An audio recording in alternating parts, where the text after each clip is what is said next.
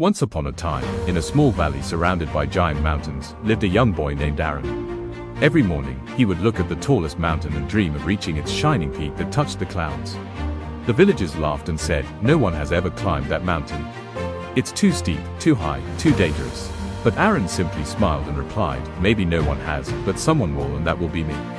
On the first day of his journey, he carried a small bag, a loaf of bread, and endless hope. The path was rocky, his legs trembled, and soon he slipped and fell. He sat there, hurt and tired, thinking maybe the villagers were right.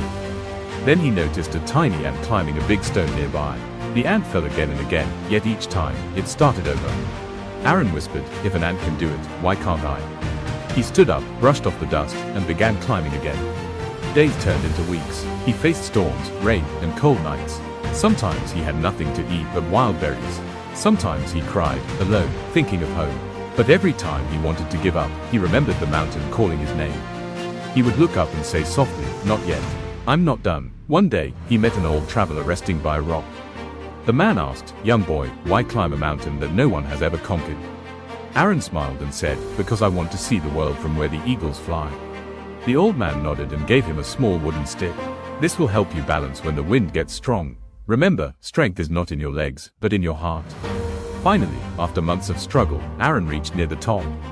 The air was thin, his body weak, and his hands bleeding. He wanted to stop, just one more step, he told himself, just one more. And then, he did it. He reached the summit, standing above the clouds, the sun touching his face.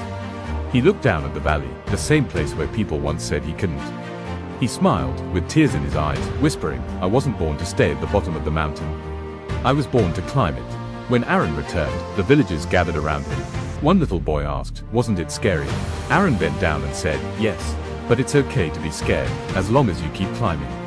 And from that day, the mountain was no longer a symbol of fear, but a symbol of hope, courage, and the power of never giving up.